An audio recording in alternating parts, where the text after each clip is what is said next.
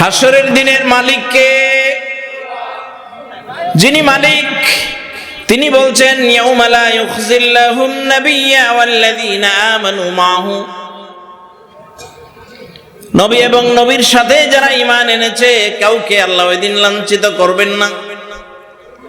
মুফাসসিরিনে কেরাম আয়াতের তাফসীর করতে যে কেউ কেউ বলেছেন, ব্যাখ্যা দিয়েছেন আয়াতের, নবী মুহাম্মদুর রাসূলুল্লাহ কিয়ামতের দিন সুপারিশের দায়িত্ব তো পালন করবেনই। এটা আমি প্রায়ই বলি, প্রায় সব আলোচনাতেই বলার চেষ্টা করি। নবী মুহাম্মদ সাল্লাল্লাহু আলাইহি সাল্লামকে আল্লাহ তাআলা ইখতিয়ার দিয়েছেন, অপশন দিয়েছেন, হে নবী আপনি কোনটা নেবেন? আমি আল্লাহ আপনার অর্ধেক উম্মতকে জান্নাত দিয়ে দেব, এটা নেবেন নাকি কিয়ামতের দিন শাফাআতের দায়িত্ব নেবেন? আল্লাহর নবী বলেন ফাখতারতু শাফাআ, আল্লাহ আমার অর্ধেক উম্মতকে জান্নাতে দিয়ে দিবেন, আল্লাহর অপশন আমি গ্রহণ করিনি, শাফাআতের দায়িত্বের অপশনটি গ্রহণ করেছি, আমার কাছে বেশি পছন্দনীয় মনে হয়েছে। এই জন্য কিয়ামতের ময়দানে যদি শাফাআতের দায়িত্বটা পাওয়া যায় তাহলে অর্ধেকের চাইতেও বেশি উম্মত নিয়ে জান্নাতে যাওয়া যাবে।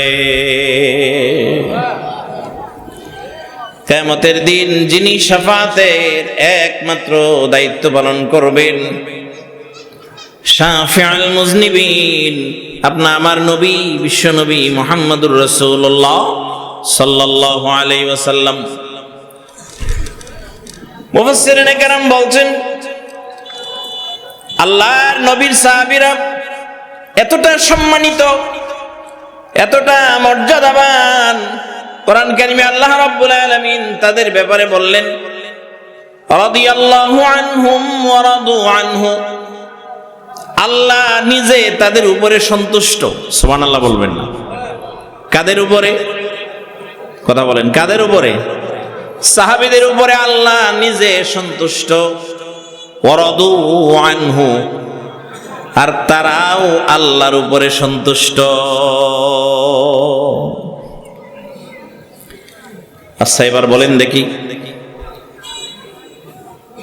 দুনিয়ায় থাকতেই জান্নাতের সুসংবাদ পেয়েছেন কয়জন?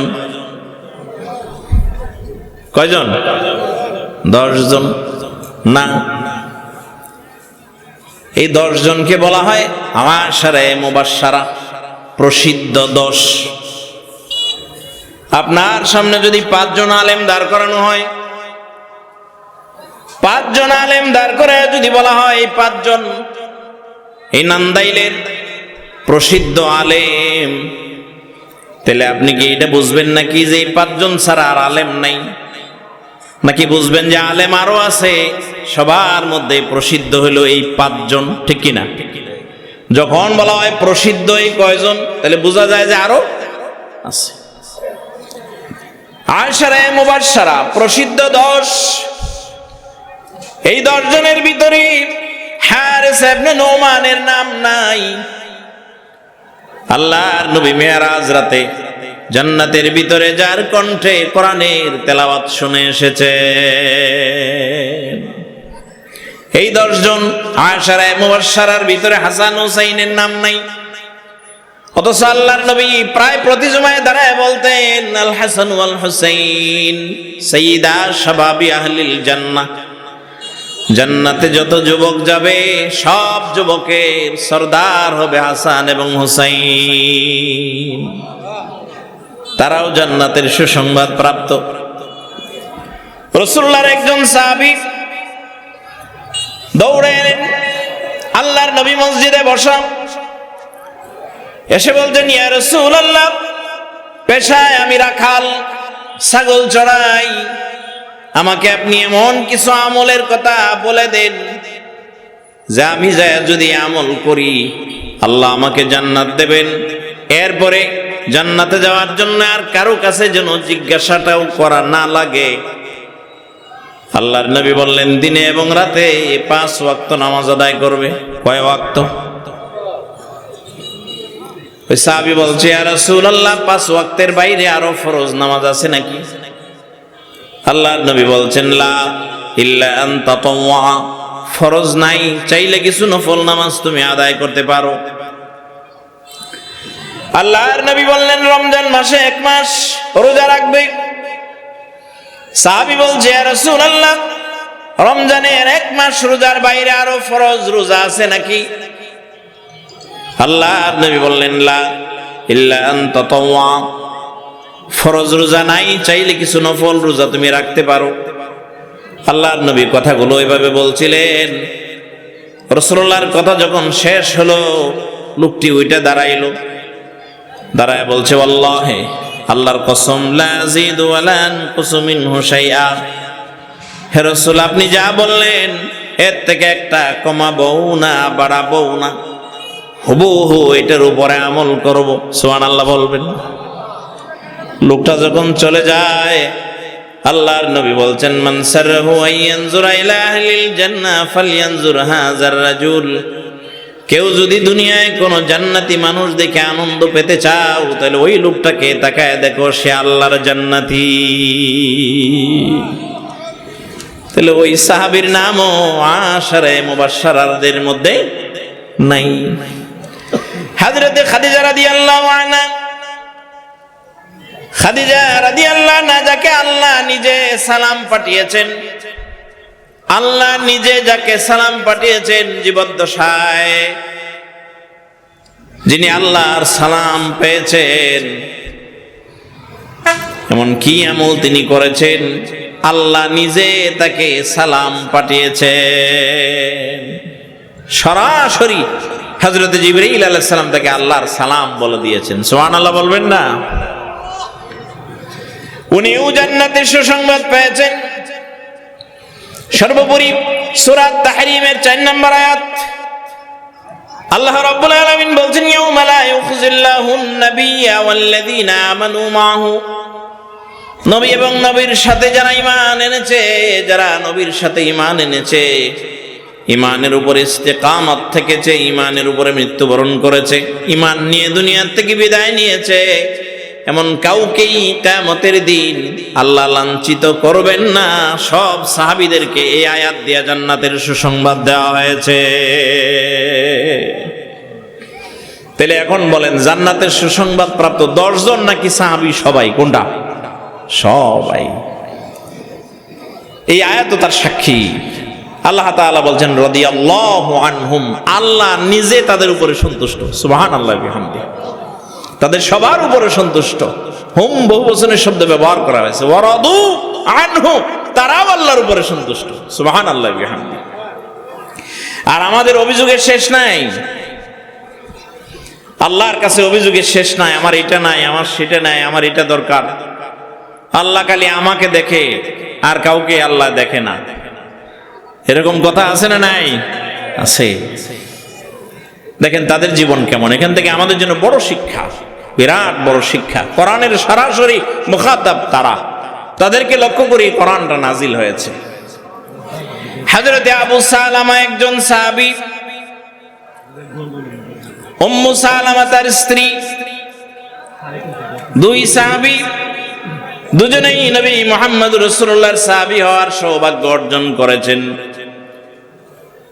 উম্মু সালামা আবু সালামাকে বলছে, ও আমার প্রাণের স্বামী, আমি যদি কোনো কারণে মারা যাই, তোমার আগে যদি দুনিয়া থেকে বিদায় হয়ে যাই, তাহলে বলো দেখি, এরপরে তুমি আবার আরেকটা বিয়ে করবে নাকি?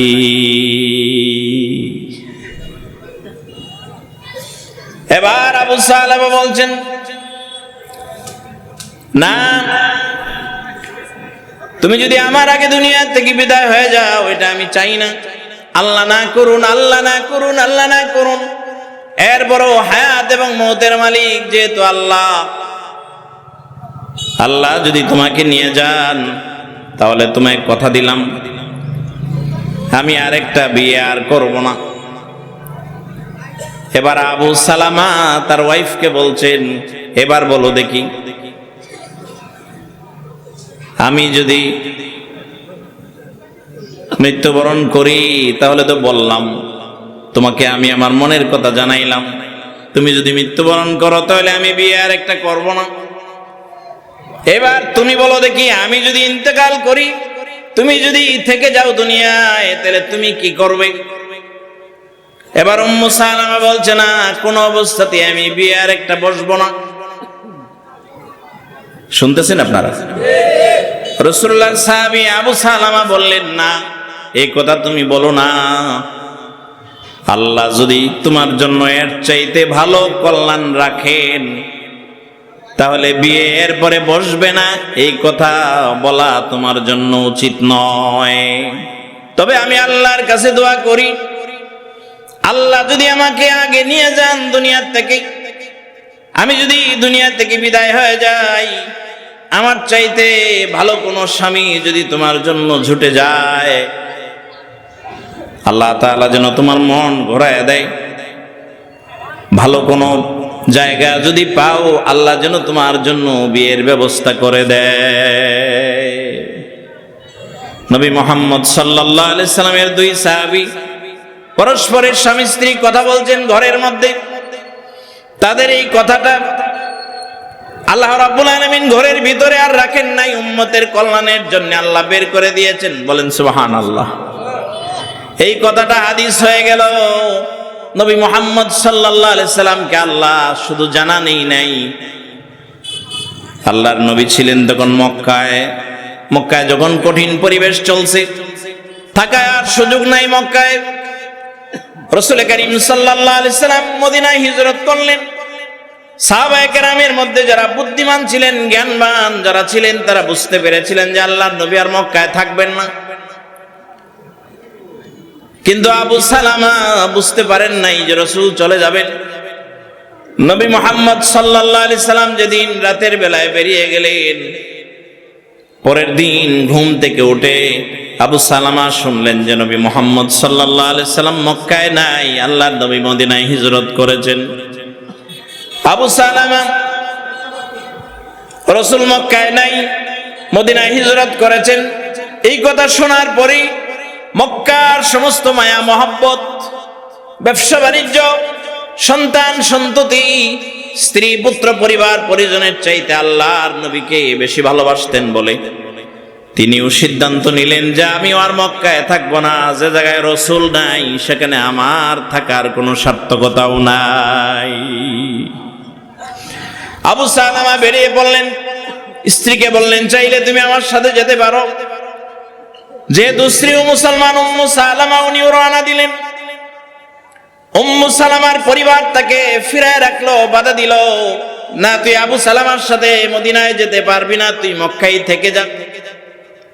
উম্মু সালামা অনেক জোরাজুরি করলেন, তুমি আমাদের বিয়ে দিয়ে দিয়েছো, এখন স্বামী যে জায়গায় যায় ওইখানে থাকবো, আমাকে ফিরাও কেন? বললো যে না, তোকে যাইতে দিব না।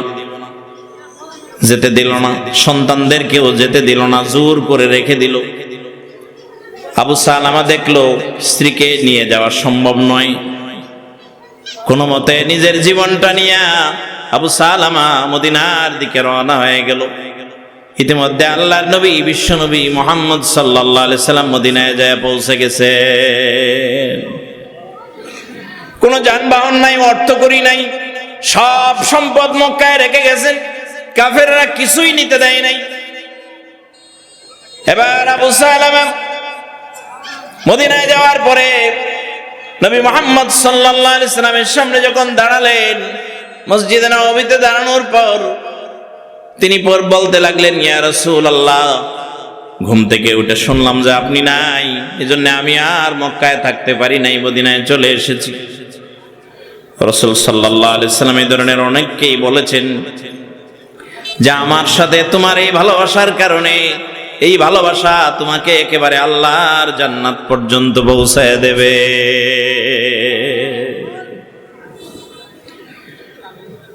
একদিন, দুই দিন, তিন দিন উম্মু সালামা মন টানছে না আর মক্কায় থাকতে, কোনো মতে কোনো কৌশলে পালায় যাওয়ার জন্য চেষ্টা করছেন।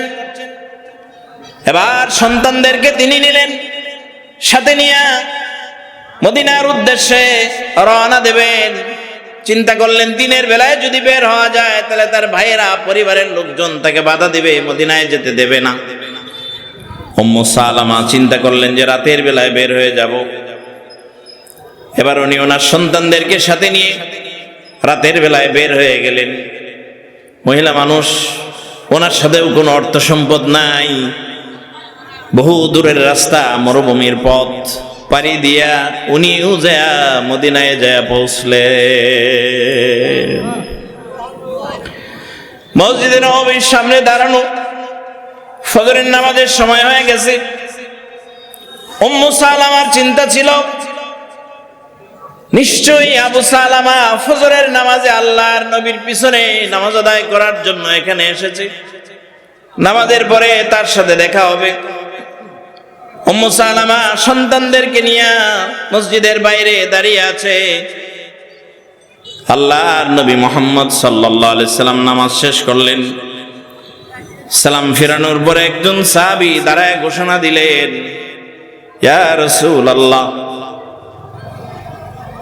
মাত্র কয়েকদিন আগে যে সাহাবী আপনাকে না পেয়ে মক্কা ছেড়ে মদিনায় চলে এসেছে, মদিনায় আসার পরে সে অসুস্থ হয়ে যায়, আমরা তার সেবা শুশ্রূষা করি, কিন্তু আল্লাহ তার হায়াতকে বড় সংক্ষিপ্ত করে দিয়েছেন। হে আবু সালামা, আজকে রাতের বেলায় তিনি ইন্তেকাল করেছেন। আমরা তার গোসল দিয়েছি, কাফন পরাইছি।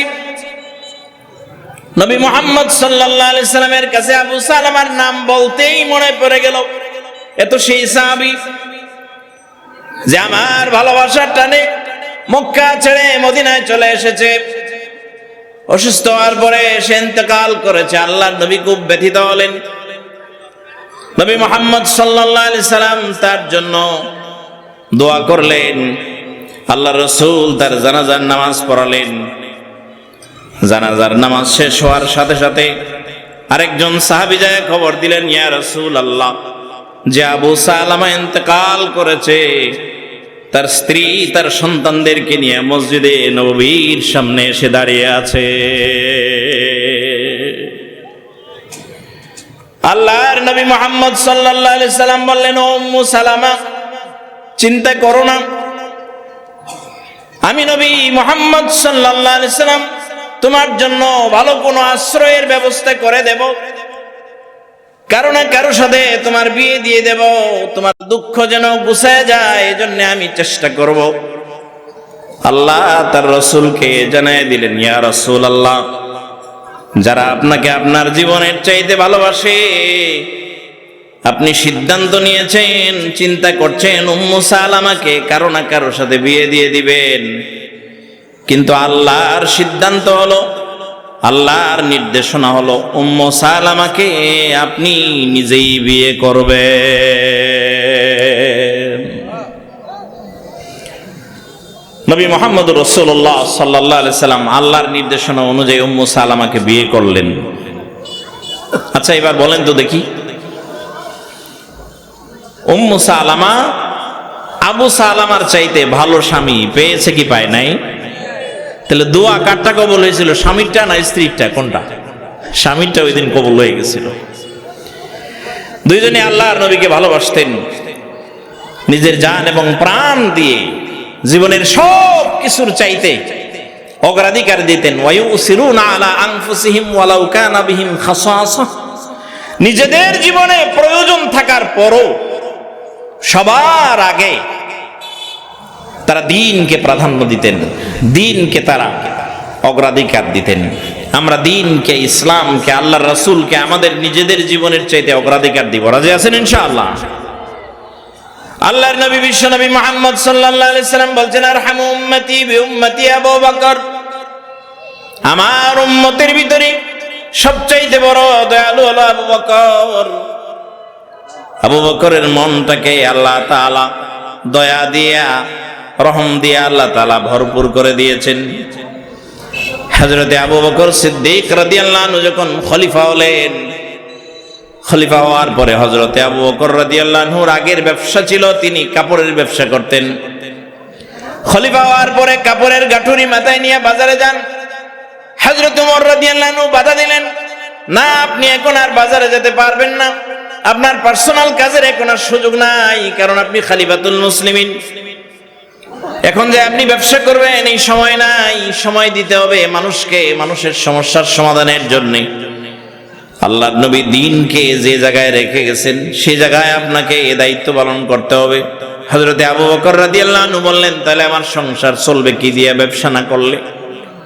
আল্লাহর নবীর জন্য ছিল খুমুস, ওয়ালামু আন্নামা গানিমতুম মিন শাইইন ফাআন্না লিল্লাহি খুমুসাহু ওয়া লিররাসূল। গনিমতের মালের 5 ভাগের 1 ভাগ আল্লাহ ও তার রাসূলের জন্য কোরআনের আয়াত দিয়ে বরাদ্দ ছিল। আমার সংসার চলবে কেমনে? সাহাবায়ে কেরাম একসাথে বসে হযরতে আবু বকর রাদিয়াল্লাহু আনহুর জন্য বছরে 2500 দিরহাম সম্মানী নির্ধারণ করলেন, যে আবু বকর রাদিয়াল্লাহু আনহুর পরিবার চলার জন্য যে 2500 দিরহামের প্রয়োজন হয়, বাইতুল মাল থেকে, রাষ্ট্রের কোষাগার থেকে আবু বকর বছরে 2500 দিরহাম নেবেন। ও ভাই আমার শুনুন, ইখলাস কার নাম? হযরতে আবু বকর সিদ্দিক রাদিয়াল্লাহু আনহু কত উঁচু মাপের সাহাবী। হযরতে আবু বকর সিদ্দিক রাদিয়াল্লাহু আনহুর বাড়িতে একদিন তিনি ঢুকলেন। ঘরে যাওয়ার পরে স্ত্রী সামনে এনে পায়েস খেতে দিলেন। হযরতে আবু বকর রাদিয়াল্লাহু আনহু বললেন, বাইতুল মাল থেকে আমাকে যে পরিমাণ সম্মানী দেওয়া হয় এটা দিয়ে তো পায়েস হওয়ার কথা না। হযরতে আবু বকর রাদিয়াল্লাহু আনহু স্ত্রী জানালেন, প্রতিদিন রান্নার জন্য যে পরিমাণ খাবার বরাদ্দ থাকে ওই জায়গার থেকে অল্প অল্প করে রেখেছি। 2 মাস যাবত রাখতে রাখতে যে অল্প পরিমাণ খাদ্যদ্রব্য অতিরিক্ত হয়েছে এটার অর্ধেকগুলো বিক্রয় করে দিয়েছি। বিক্রয় করে চিনি কিনেছি, আর বাকি অর্ধেক দিয়ে একসাথে রান্না করেছি। হযরতে আবু বকর সিদ্দিক রাদিয়াল্লাহু আনহু এই পায়েস তিনি খান নাই। রাসূলের সাহাবীদেরকে যায় বললেন, তোমরা আমাকে বছরে যে সম্মানী দাও আমার কাছে মনে হয়েছে তার চাইতে আর একটু কম দিলেও চলবে। সুবহানাল্লাহ বলবেন না? ঈমান কয় টাকার সামনে থাকে না, সেটা হলো হিসাব। 10 টাকার নোট পাইলে দিয়ে দেয়, যে ভাই কার টাকা পড়ছে নিয়ে যান। এটা যদি 1000 হয় বা আরো যদি বেশি হয় তখন ঈমান থাকে কি থাকে না, সে জায়গায় হলো প্রশ্ন। হযরতে আবু বকর সিদ্দিক রাদিয়াল্লাহু আনহুর ব্যাপারে আল্লাহর নবী বলছেন, আরহামু উম্মতি বি উম্মতি আবু বকর ওয়া আশাদ্দুহুম ফি আমরিল্লাহি উমর। আমার উমর হলো দ্বীনের ব্যাপারে কঠোর, শুধু কঠোরই নয়, এতটা কঠোর হযরতে ওমর রাদিয়াল্লাহু আনহু যে রাস্তা দিয়া যাইতেন, শয়তান যদি দেখতো যে ওমর আসতেছে ওই রাস্তা দিয়া শয়তান না যায়া অন্য রাস্তা দিয়া যাইতো। সুবহানাল্লাহ বলবেন না? ওই রাস্তা দিয়া শয়তান আসতো না, ওনাকে দেখিয়া অন্য রাস্তা দিয়ে যাইত। হযরতে ওমর রাদিয়াল্লাহু আনহুর ব্যাপারে আল্লাহর নবীর চমৎকার 2টা হাদিস আছে, খুবই চমৎকার। নবী মুহাম্মদুর রাসূলুল্লাহ সাল্লাল্লাহু আলাইহি ওয়াসাল্লাম হাদিস শরীফে বর্ণনা করেন, আল্লাহর নবী মসজিদে মিম্বরে বসে বলছেন, আমি গত রাত স্বপ্নে দেখলাম হযরতে জিবরিল আমাকে একটা পেয়ালা দিয়ে গেল দুধের। আমি দুধের পেয়ালার ভিতরে আমি আমার প্রথম শাহাদাত আঙ্গুলি প্রবেশ করাইলাম। বলেন সুবহানাল্লাহ। কে বলছেন? আল্লাহর নবী। নবী মুহাম্মদ সাল্লাল্লাহু আলাইহি সাল্লাম রাতের বেলায় স্বপ্নে দেখলেন জিবরিল একটা দুধের পাত্র দিয়ে গেছে। ওই দুধের পাত্র হাতে নিয়ে আল্লাহর নবী শাহাদাত আঙ্গুলি প্রবেশ করাইলেন। নবী মুহাম্মদ সাল্লাল্লাহু আলাইহি সাল্লাম স্বপ্ন যুগে দুধ বেজানো শাহাদাত আঙ্গুলিটা হযরতে ওমর রাদিয়াল্লাহু আনহুর মুখে দিয়ে দিলেন। হযরতে ওমর রাদিয়াল্লাহু আনহু নবী মুহাম্মদ সাল্লাল্লাহু আলাইহি সাল্লামের হাতের দুধ বেজানো আঙ্গুলটা চেটে খেয়ে নিলেন। সাহাবায়ে কেরাম জিজ্ঞাসা করেন, ইয়া রাসূলুল্লাহ, আপনার এই স্বপ্নের তাফসীর কি? নবী মুহাম্মদ রাসূলুল্লাহ সাল্লাল্লাহু আলাইহি সাল্লাম বললেন, এটা হলো জ্ঞান। আল্লাহ তাআলা জ্ঞানের আধার, জ্ঞানের একমাত্র মালিক কে? আরো জোরে বলেন কে? এজন্য আমরা জ্ঞান চাই কার কাছে? রব্বি জিদনি ইলমা। নবী মুহাম্মদ সাল্লাল্লাহু আলাইহি সাল্লাম বলছেন, আনা আবুল কাসিম, আমি হইলাম বন্টনকারী। আল্লাহ তাআলা এটা দিয়েছেন, বন্টনের দায়িত্ব আল্লাহ আমাকে দিয়েছেন। সুবহানাল্লাহ বিহামদি। আরেকটি হাদিসে বলা হয়েছে, আল্লাহর নবী বিশ্বনবী মুহাম্মদ রাসূলুল্লাহ সাল্লাল্লাহু আলাইহি সাল্লাম বলছেন, আমি রাতের বেলায় স্বপ্নে দেখলাম তোমাদের কারো কারো জামা নাভি পর্যন্ত, কারো কারো জামা আরেকটু নিচে, কারো কারো জামা হাঁটু পর্যন্ত, কারোটা হাঁটুর নিচে। আর ওমরকে দেখলাম এমন একটা জামা সে পরিধান করেছে, জামা স্বাভাবিকভাবে নাই। ওমর হেঁটে হেঁটে আসতেছে, ওমরের গায়ের জামাটা একবারে মাটি ছেঁচড়ায়া আসতেছে। সাহাবায়ে কেরাম জিজ্ঞেস করলেন, ইয়া রাসূলুল্লাহ, আপনার স্বপ্নে দেখা এই জামার তাবির কি? নবী মুহাম্মদ সাল্লাল্লাহু আলাইহি সাল্লাম বলেন, এখানে জামার অর্থ হলো দিনদারিতা, তাকওয়া। সুবহানাল্লাহ বিহামদি। কত তাকওয়া ছিল হযরতে ওমর রাদিয়াল্লাহু আনহু। তিনি তো সেই জলিলুল কদর সাহাবী হযরতে ওমর ইবনুল খাত্তাব রাদিয়াল্লাহু আনহু। যেমন ছিল নেতৃত্বের গুণাবলী, তেমনই ছিল আধ্যাত্মিকতা। নিশ্চয়ই আপনাদের ভুলে যাওয়ার কথা নয়, হযরতে ওমর রাদিয়াল্লাহু আনহু যখন খলিফা, ফজরের নামাজ পড়াচ্ছেন, হযরতে আলী রাদিয়াল্লাহু আনহু রাতের বেলায় তিনি স্বপ্নে দেখতে পেলেন, ফজরের আজানের আগে আগে স্বপ্নে দেখলেন। স্বপ্নের মধ্যে শুনতে পেলেন আজান যেন হয়ে গেছে। তাড়াতাড়ি উঠে ওযু করে মসজিদে নববীতে গেলেন। মসজিদে নববীর ভিতরে স্বপ্ন যুগে তিনি মসজিদে নববীতে ঢুকে দেখলেন আল্লাহর রাসূল ফজরের সালাত শুরু করে দিয়েছেন। হযরতে আলী রাদিয়াল্লাহু আনহু স্বপ্নের ভিতরে মসজিদে যায় নামাজে দাঁড়ালেন, রাসূলুল্লাহর পিছনে ফজরের নামাজ আদায় করলেন। আল্লাহর রাসূলের পিছনে ফজরের নামাজ আদায় করে কোন এক সাংসারিক প্রয়োজনে হযরতে আলী রাদিয়াল্লাহু আনহু তাড়াতাড়ি মসজিদ থেকে বের হতে যাবেন। এমন সময় দেখলেন দরজায় এক বুড়ি মহিলা এক পাত্র খেজুর নিয়ে হাজির। ওই মহিলা বলছে, আলী, খেজুরগুলো নিয়ে আল্লাহর রাসূলকে দেন, এটা যেন তিনি খান, সাহাবায়ে কেরামকে যেন খেতে দেন। এটা সৎকার খেজুর নয়, এটা যাকাতের নয়, আমার নতুন বাগানের খেজুর, এজন্য আল্লাহর রাসূলকে এটা হাদিয়া দিলাম। হযরতে আলী রাদিয়াল্লাহু আনহু স্বপ্নের ভিতরে বুড়ি মহিলার কাছ থেকে খেজুরের পাত্র নিয়ে মসজিদের ভিতরে ঢুকলেন। নবী মুহাম্মদ সাল্লাল্লাহু আলাইহি সাল্লাম তিনি তার আদত অনুযায়ী সাহাবায়ে কেরামের দিকে ফিরে বসলেন। হযরতে আলী রাদিয়াল্লাহু আনহু খেজুরের পাত্র দেওয়ার পরে আল্লাহর নবী সর্বপ্রথম এখান থেকে একটা খেজুর উঠায়া আলীর মুখে দিয়ে দিলেন। পুরো ঘটনাটা স্বপ্ন। হযরতে আলী রাদিয়াল্লাহু আনহু বলছেন, ইতিমধ্যেই ফজরের আজান পড়ে গেছে। সুবহানাল্লাহ বিহামদি। আজান পড়েছে ঠিকই, আজানের পরে আমি জাগ্রত হয়েছি ঠিকই, কিন্তু রাসূলের দেয়া খুরমার স্বাদ জাগ্রত হওয়ার পরেও আমি আমার মুখে উপলব্ধি করতেছিলাম। হযরতে আলী রাদিয়াল্লাহু আনহু বলেন, ওযু করে মসজিদে গেলাম, যায় দেখলাম জামাত রেডি, ইকামত চলছে। আল্লাহর নবী তখন দুনিয়ায় নাই, নবী মুহাম্মদ রাসূলুল্লাহ ইন্তেকাল করেছেন। হযরতে আবু বকর সিদ্দিক রাদিয়াল্লাহু আনহু ইন্তেকাল করেছেন। হযরতে ওমর তখন খলিফা। ওমর রাদিয়াল্লাহু আনহু নামাজের কাতারে যায় দাঁড়ালেন, ইমামতির জায়গায় দাঁড়ালেন, নামাজ শুরু হয়ে গেল। হযরতে আলী রাদিয়াল্লাহু আনহু পিছনে নামাজ পড়তেছেন। এইবার বাস্তব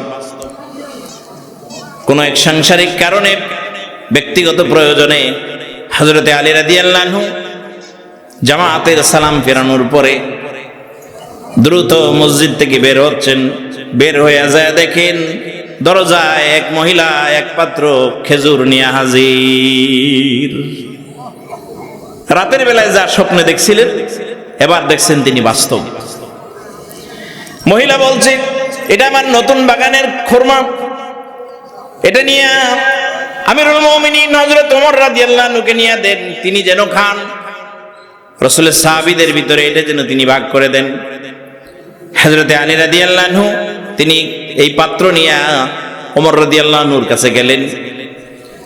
যাওয়ার পরে পাত্র দেওয়ার পরে সেম স্বপ্নের মতো করে হযরত ওমর রাদিয়াল্লাহু আনহু ওইখান থেকে একটা খেজুর উঠায়া আগে হযরতে আলীর মুখে দিয়ে দিলেন। হযরতে আলী রাদিয়াল্লাহু আনহু বলছেন, ইয়া ওমর জিদনি তামরাতান উখরা, অনেকগুলো তো আছে, আমাকে আরেকটা বেশি দেন। ওমর রাদিয়াল্লাহু আনহু বলছেন, লাউ আন্না রাসূলুল্লাহ সাল্লাল্লাহু আলাইহি ওয়াসাল্লাম যাদাক লাজিদনা, আল্লাহর রাসূল যদি তোমাকে স্বপ্নের ভিতরে একটার বেশি খুরমা দিতেন আমিও তোমাকে বাড়ায় দিতাম। হযরতে আলী রাদিয়াল্লাহু আনহু বলছেন, ইয়া ওমর আহিয়া রুয়াতুন আম রাআইতাহা, এটা কি কোনো স্বপ্ন যেটা আমিও দেখছি আপনিও দেখছেন এরকম? হযরত ওমর বলছেন, না হে আলী, এটা কোনো স্বপ্ন নয়। ওয়ালাকিন্নাল মুমিনা ইযা আখলাসা কলবাহু ইয়ারা বিনুরিল্লাহ, আল্লাহর বান্দারা যখন আল্লাহর জন্য হয়ে যায়, কেউ যখন আল্লাহর জন্য হয়ে যায়, ইয়ারা বিনুরিল্লাহ, আল্লাহ তাদেরকে আল্লাহর নূর দেখার তৌফিক দিয়ে দেয়। শুধুমাত্র শাসনই করেননি, শুধু খলিফাই ছিলেন না, আধ্যাত্মিকতা ছিল দারুণ, আকাশ ছোঁয়া। হযরত ওমর রাদিয়াল্লাহু আনহু এত বেশি আধ্যাত্মিক ছিলেন, ওমর ইবনুল খাত্তাব রাদিয়াল্লাহু আনহু সৈন্যবাহিনী প্রেরণ করলেন পারস্য দেশে। পারস্য দেশে সেনাবাহিনী প্রেরণ করলেন হযরত ওমর। প্রেরণ করার পরে চিন্তায় আছেন ওরা কোন দিক দিয়ে না জানি যায়, কোন দিকে যায়। হযরত ওমর রাদিয়াল্লাহু আনহু সৈন্যবাহিনী প্রেরণ করার কয়েকদিন পরে জুমার নামাজের জন্য মসজিদে নববীর মিম্বরে দাঁড়ালেন। আমিরুল মুমিনিন হযরত ওমর রাদিয়াল্লাহু আনহু জুমার খুতবা দিচ্ছেন। খুতবার ভিতরে হঠাৎ করে বললেন, ইয়া সারিয়াল জাবাল, ইয়া সারিয়াল জাবাল। সাহাবায়ে কেরাম চিন্তা করলেন, এটা তো খুতবার সাথে মিলে না, খুতবার সাথে ওনার এই বক্তব্যের কোনো মিল নাই। ও পাহাড়ের আরোহীরা, জুমা শেষ হইলে পরে কয়েকজন সাহাবী যায় জিজ্ঞেস করলেন, ও আমিরুল মুমিনিন, আপনি খুতবা দেওয়ার সময় আজকে অতিরিক্ত কয়েকটা কথা বলছেন, ইয়া সারিয়াল জাবাল। হঠাৎ করে খুতবার ভিতরে আপনি এই কথা কেন বললেন? ও পাহাড়ের আরোহীরা, সাবধান হও। হযরত ওমর রাদিয়াল্লাহু আনহু বলেন, তোমরা জানো পারস্যদের নিকটে একটা সৈন্যবাহিনী প্রেরণ করেছি। মিম্বরে ওঠার পরে আমাকে দেখানো হয়েছে আমার এই প্রেরিত সৈন্যবাহিনী, ওরা চিন্তা করতেছে পাহাড়ের নিচ দিয়ে যাবে না উপর দিয়ে যাবে। পাহাড়ের উপরে তাদের জন্য রয়েছে বিশাল শত্রু বাহিনী রেডি। ওই দিক দিয়ে গেলে পরে বিশৃঙ্খলা সৃষ্টি হবে, তারা আক্রমণের শিকার হবে, আঘাতের শিকার হবে। কাজেই তারা যেন নিজ দিক দিয়ে পার হয়ে চলে যায়। আমি ওই জায়গায় দাঁড়ায় থেকে জুমার খুতবার মাঝখানে আমি আমার সৈন্য দলকে দিক নির্দেশনা দিয়েছি। কিছু মুনাফিক ওই সময়েও ছিল, এটা তো কোরআনের কথা। ওমিন আহলিল মদিনাতি মারাদু আলান নিফাক, মদিনার মধ্যে দুই একজন এরকম ছিল, কিছু কিছু মানুষ এরকম ছিল যাদের অন্তরে মুনাফিকই ছিল। মুনাফিকরা বলতে লাগলো, বেটা কি জুমার মিম্বরে দাঁড়ায় খুতবা দেয়, কোন জায়গায় পারস্য ওই জায়গায় সেনাবাহিনী প্রেরণ করছে। জুমার নামাজে খুতবায় দাঁড়ায় ওইখানে সেনাবাহিনীর দিক নির্দেশনা দিছে, এটা মোটেও বিশ্বাস হয় না। হযরত ওমর রাদিয়াল্লাহু আনহুর ওই সেনাবাহিনীর দল যেদিন ফিরে আসেন, মুনাফিকদের দল মদিনার বাইরে যায়, সবার আগে যায় ওই দিন তাদেরকে সম্বর্ধনা দিয়েছে। সবার আগে যায় সম্বর্ধনা তো উদ্দেশ্য নয়, যায় জিজ্ঞাসা করছে অমুক দিন জুমার নামাজের সময় ওমর রাদিয়াল্লাহু আনহু তোমাদেরকে কোনো কথা বলে দিক নির্দেশনা দিয়েছে নাকি? ওই সেনা দলের প্রধান বলছেন, আমরা বড় দুদুল্যমান অবস্থায় ছিলাম, কি করব, পাহাড়ের উপর দিয়ে যাব না নিচ দিয়ে যাব চিন্তা করছিলাম। এমন সময় আমিরুল মুমিনিনের কণ্ঠ ভেসে এলো, ইয়া সারিয়াল জাবাল বলে।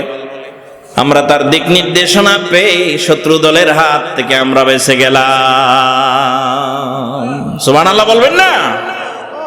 শুধু শাসক ছিলেন না, আধ্যাত্মিক ছিলেন, সম্পর্ক ছিল আল্লাহর সাথে, আল্লাহর রাসূলের সাথে। হযরত ওমর ইবনুল খাত্তাব রাদিয়াল্লাহু আনহু এত সম্মানিত ব্যক্তি, এত জলিলুল কদর সাহাবী ছিলেন। হযরত ওমর রাদিয়াল্লাহু আনহু পারস্য বিজয়ের সময়ে আবু উবাদা ইবনুল জাররাহ রাদিয়াল্লাহু আনহুকে আগে পাঠাইলেন। ও আবু উবাদা ইবনুল জাররাহ, তুমি রাসূলুল্লাহর জলিলুল কদর সাহাবী, তোমার তাহাজ্জুদ মিস হয় না, আল্লাহর সাথে গভীর সম্পর্ক তোমার। সেজদায় তোমাকে যেমন আমি কান্না করতে দেখি, যুদ্ধের ময়দানে যায় ভূমিকা পালন করতেও দেখি, জ্ঞান বিচক্ষণ তোমার অনেক বেশি, অনেক বিচক্ষণতা। সুতরাং পারস্য অঞ্চলে তুমি যাও। পারস্যের খ্রিস্টানেরা বলছে সাম্রাজ্যের চাবি হস্তান্তর করবে, যায় দেখো আসলে অবস্থাটা কি। হযরতে আবু উবাদা ইবনুল জাররাহ উনি গেলেন দূত হিসেবে। হযরতে ওমর রাদিয়াল্লাহু আনহুকে চিঠি লিখলেন, আমিরুল মুমিনিন, পারস্যবাসীরা তারা তাদের সাম্রাজ্যের চাবি হস্তান্তরের জন্য একমত, শুধু আপনি আসতে হবে, আপনি চলে আসেন। হাজিরিন, আপনারা জানেন হযরত ওমর রাদিয়াল্লাহু আনহু একজন চাকরকে সাথে নিয়ে রওনা হয়েছিলেন। এই ঘটনা আপনারাও পড়ছেন। হযরত ওমর রাদিয়াল্লাহু আনহু চাকরকে পিঠের উপরে উঠায়া একবার রশি টানছেন হযরত ওমর, আরেকবার ওমর পিঠে বসেছেন, রশি টেনেছে চাকর। হাদিসের শেষ অংশটা বড়ই চমৎকার।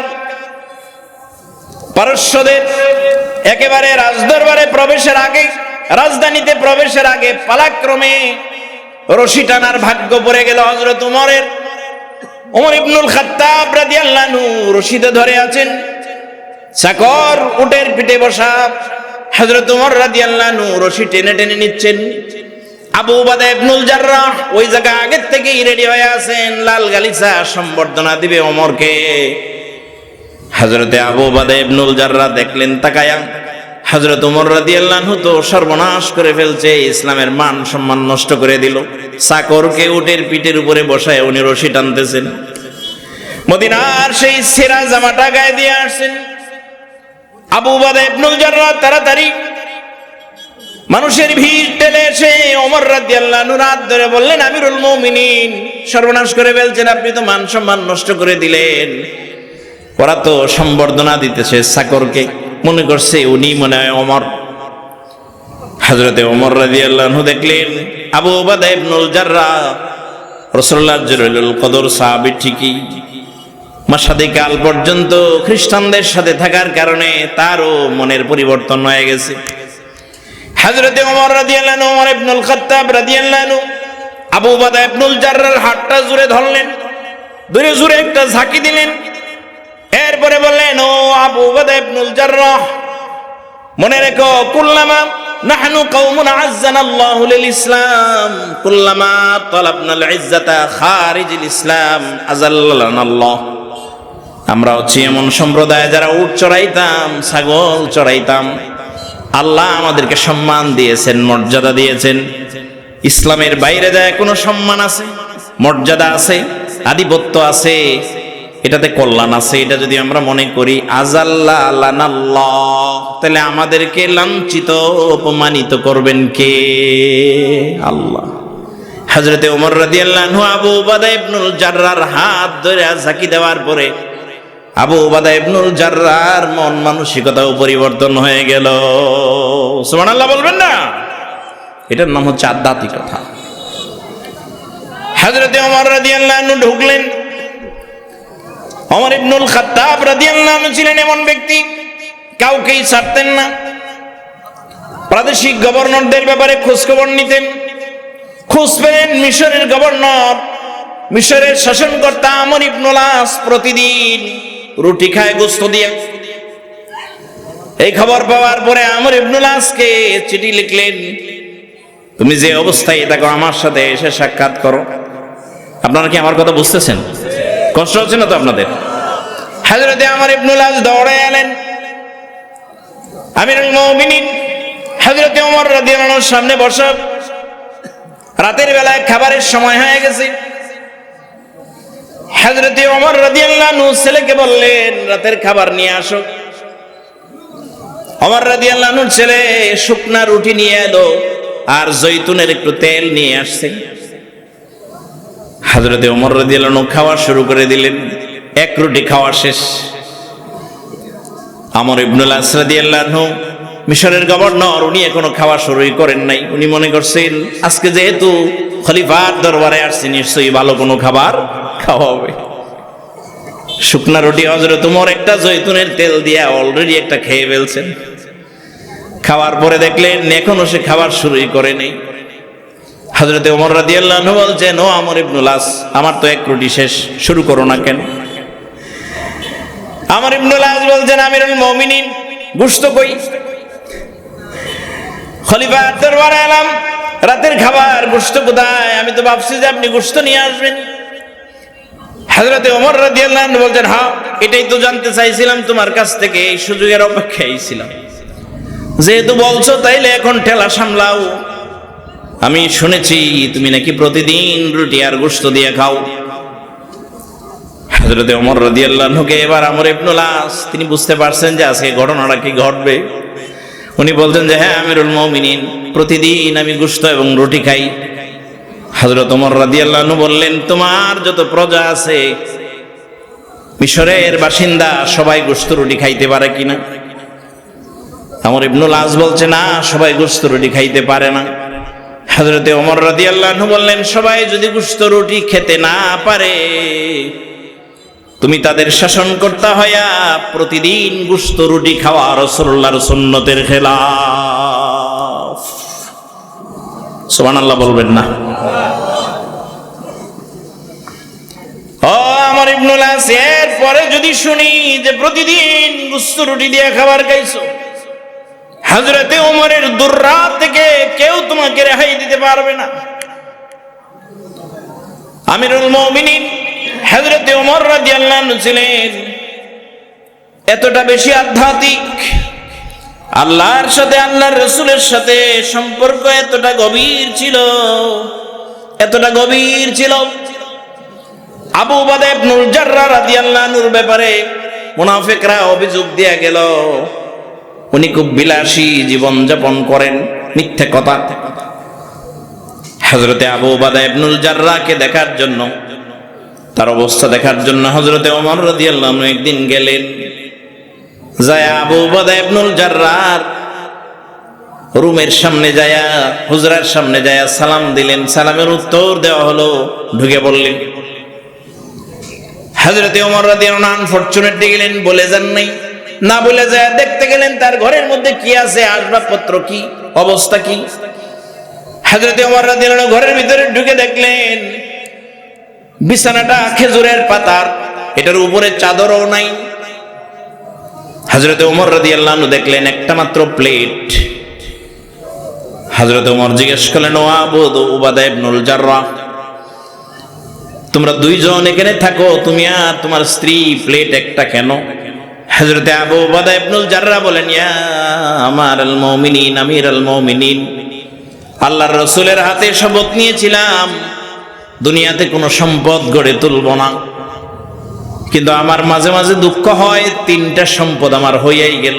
তার একটা হলো এই খেজুর পাতার বিছানা, দুই, আমরা দুইজনে মিলে এক প্লেটে খাবার খাই, খাবারের এই পাত্র, তিন নাম্বার হলো আমাদের পানির একটা মশক আসে, পানির মশক ছাগলের চামড়া দিয়ে তৈরি। আল্লাহর নবীর হাতে শপথ নিয়েছিলাম দুনিয়ায় কোনো সম্পদ গড়ে তুলব না, কিন্তু তিনটা সম্পদ তো আমার হয়েই গেল, এটা নিয়ে আমার চিন্তা হয়। সুবহানাল্লাহ বলবেন না? গায়ে সেরা কাপড়, রাসূলুল্লাহর সাহাবী, সম্পদের অভাব ছিল না। হযরতে ওমর রাদিয়াল্লাহু আনহু শুনলেন, যখন এই কথা শুনে বুঝলেন যেটা অভিযোগ ভিত্তিহীন। হযরত ওমর রাদিয়াল্লাহু আনহু তাকে এক থলে স্বর্ণ মুদ্রা দিলেন, এক থলে। ওমর রাদিয়াল্লাহু আনহু দিয়া বললেন, তোমার গায়ের কাপড়টা ছেঁড়া, ভালো একটা কাপড় পরিধান করবে, আর একটু ভালো বিছানা রাখবে, মেহমানরা এসে যাতে বসতে পারে আর একটা ভালো বিছানার ব্যবস্থা রাখবে। আবু উবাদা ইবনুল জাররাহ রাদিয়াল্লাহু আনহু বললেন, আমিরুল মুমিনিন, আমার এই অর্থের কোনো প্রয়োজন নাই, আপনার স্বর্ণ মুদ্রার কোনো প্রয়োজন নাই। আল্লাহর রাস্তে কিয়ামতের দিন নবী মুহাম্মদুর রাসূলুল্লাহর সামনে ভয়াবহ অবস্থা থেকে আপনি আমাকে বাঁচান। গ্রহণ করেননি? হযরতে ওমর রাদিয়াল্লাহু আনহু বললেন, বাইতুল মাল থেকে দুইটা জামা নিয়ে আসছি, নিয়ে যাও।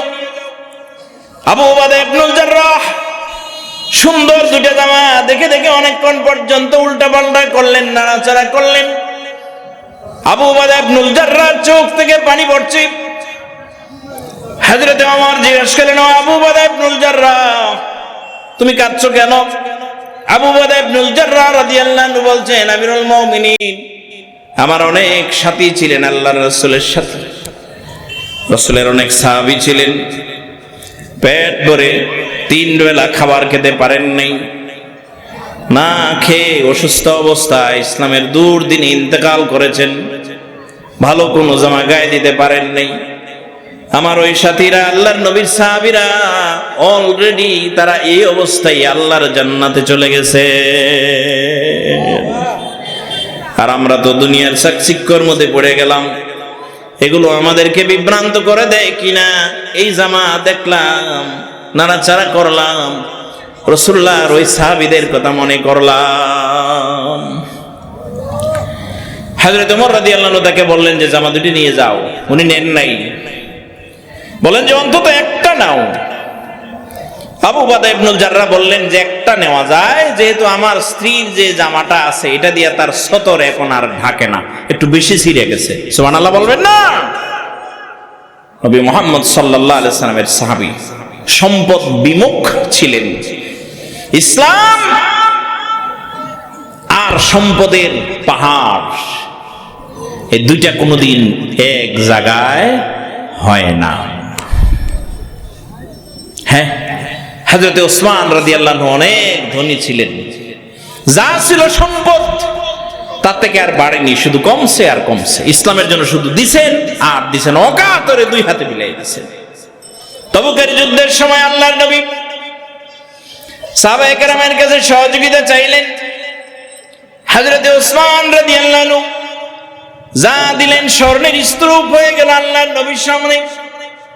রাসূল করিম সাল্লাল্লাহু আলাইহি সাল্লাম স্বর্ণের ভিতরে, হযরত ওসমান রাদিয়াল্লাহু আনহু দেয়া স্বর্ণের স্তূপের ভিতরে হাত ঢুকাইতে লাগলেন, নাড়াচাড়া করছেন। আল্লাহর নবী হাসছেন আর বলছেন, আল্লাহ আজকে ওসমানের উপরে এত বেশি সন্তুষ্ট হয়েছেন যে জীবনে আর কোনোদিন তার উপরে অসন্তুষ্ট হবেন না। রাসূল সাল্লাল্লাহু আলাইহি সাল্লামের সাহাবীরা কষ্ট করে তাদের জীবনকে অতিবাহিত করেছেন। আবু উবাদা ইবনুল জাররাহ কয়েকদিন পর তিনি তার এই দায়িত্ব ছেড়ে দিয়ে ওমর রাদিয়াল্লাহু আনহুর কাছে এসে আরজি করলেন, আমিরুল মুমিনিন, আমার জীবনের শেষ আবদারটা আপনি রাখেন। কি? যে আমি আর এই দায়িত্বটা পালন করতে চাই না, রাসূলের শহর মদিনায় আমি মৃত্যুবরণ করতে চাই। সুবহানাল্লাহ বলবেন না? হযরত ওমর রাদিয়াল্লাহু আনহু আবেগময় সাহাবী, শেষ বয়সে আবু উবাদা ইবনুল জাররাহের আবেদন ফিরিয়ে দিতে পারেন নাই। হযরত আবু উবাদা ইবনুল জাররাহকে বাড়ি পাঠিয়ে দিলেন। হযরত ওমর রাদিয়াল্লাহু আনহু আরেকদিন আরেক থলে রৌপ্য মুদ্রা নিয়ে আর রূপার মুদ্রা নিয়ে আবু উবাদা ইবনুল জাররাহর বাড়ি গেলেন। যায় বললেন, তুমি রাসূলুল্লাহর অনেক বড় সম্মানিত সাহাবী, তুমি কোনো সম্পদ গড়ে তোলো নাই, তোমার সংসার চলে অনেক কষ্টে, আমি শুনেছি সারা দিন রাতে মিলায়া এখন নাকি তুমি শুধু একটা রুটি খাও, তাও 2 জনে মিলে, স্ত্রী অর্ধেক রুটি, উনি অর্ধেক রুটি, এইভাবে খান। হযরত ওমর রাদিয়াল্লাহু আনহু এক তলে রৌপ্য মুদ্রা দিলেন, আবু উবাদা ইবনুল জাররাহ ফিরায় দিলেন, আবার দিলেন, আবার ফিরায় দিলেন। পর্দার আড়াল থেকে স্ত্রী বললেন, ও আবু উবাদা ইবনুল জাররাহ, হাদিয়া ফেরত দিতে নাই, এটা নবী মুহাম্মদ সাল্লাল্লাহু আলাইহি সাল্লামের সুন্নাহর খেলাফ, আপনি গ্রহণ করেন, নিজের জন্য প্রয়োজন মনে না করলে অভাবী মানুষদের কাছে বিলায় দেন। এই হাদিস শোনার পরে আবু উবাদা ইবনুল জাররাহ রৌপ্য মুদ্রার থলেটা নিলেন হযরত ওমরের কাছ থেকে। ওমর রাদিয়াল্লাহু আনহুকে বিদায় দিয়া ঘরের ভিতরে আর ঢুকেন নাই, ওই জায়গা থেকে বের হয়ে গেলেন। সব রৌপ্য মুদ্রাগুলো দরিদ্র মানুষের কাছে বিতরণ করে দিয়া শুধু থলেটা স্ত্রীর কাছে দিয়া 2 রাকাত নামাজ আদায় কইরা আল্লাহর শুকরিয়া আদায়ের পরে আকাশের দিকে 2 হাত তুলে দোয়া করলেন, নবী মুহাম্মদ রাসূলুল্লাহর কাছে যে শপথ নিয়েছিলাম কোন সম্পদ গড়ে তুলব না, মৃত্যু আল্লাহ যেন এটার উপরে ইস্তেকামাত থাকার যেন তৌফিক দান করে।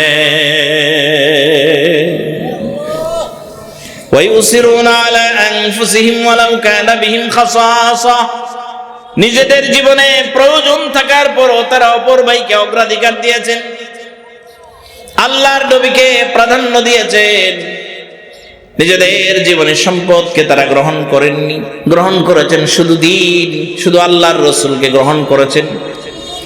এজন্য আমরা যেন আমাদের জীবনের চাইতে দিনকে, ইসলামকে, আল্লাহর নবীকে, আল্লাহর রসুলকে যেন প্রাণের চাইতেও বেশি ভালোবাসতে পারি। আল্লাহ যেন তৌফিক দেন, বলেন আমিন। ওমা তৌফিকি